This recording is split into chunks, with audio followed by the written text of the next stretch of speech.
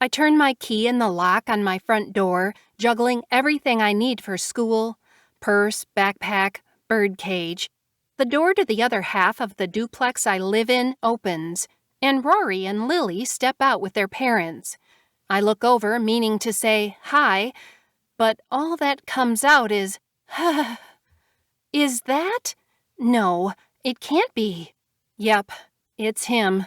I jerk my head away and spring to my car before Rory and Lily notice me, a pang of guilt running through my body. Rory and Lily are accompanied by the man I met at a bar in Vancouver on Friday night. It was the last weekend of spring break, and I shake my head to get rid of the memory. What is he doing in little old Green Rock? And why is he next door? Did the Peters family hire a manny? Stranger danger, Marco squawks from her cage before I have a chance to get in the car and make my getaway. Yes, Marco is a girl. My kindergartners at Green Rock Elementary had their hearts set on the name. What could I do? Shush, I hiss at the cage. Good morning.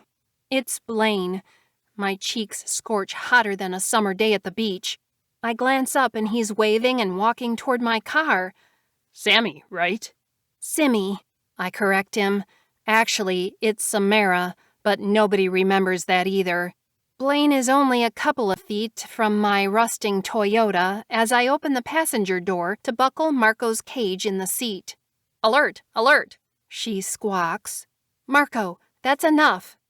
She's a little high-strung, and taking her to work with me for the last 2 years hadn't had the effect on her I'd hoped. I thought the kids would teach her some nice, simple words as they learn to read, and she could teach them about birds and what it means to take care of a pet.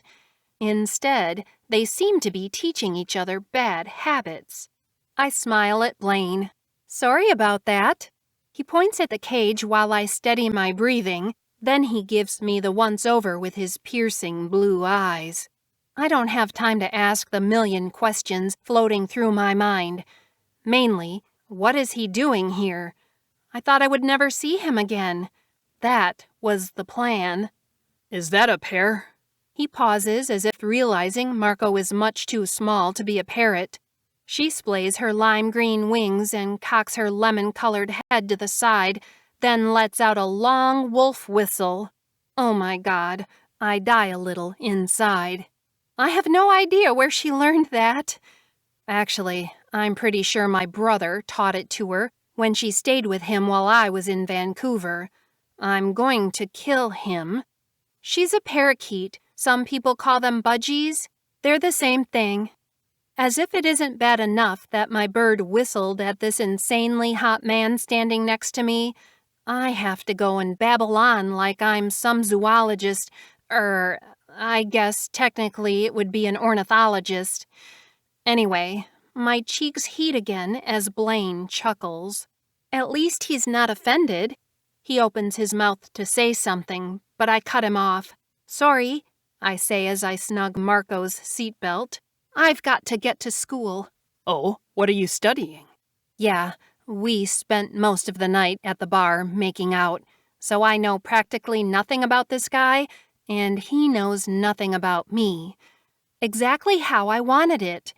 I never do things like that, and I thought he lived in Vancouver. It was supposed to be my chance to blow off steam without worrying about running into any parents of students. Not studying, teaching, I answer. What are you doing here? I want to add, but for the sake of brevity, I don't. Hi, Miss Ward, says Rory, my adorable blonde neighbor. Good morning, sweetie, I say. No matter how many times I've told her to call me Simmie, she still calls me Miss Ward, a habit left over from when I taught her kindergarten 2 years ago. I glance at Lily. She is 2 years older and just as adorable, but I never taught her. I was still finishing my degree when she was in kindergarten.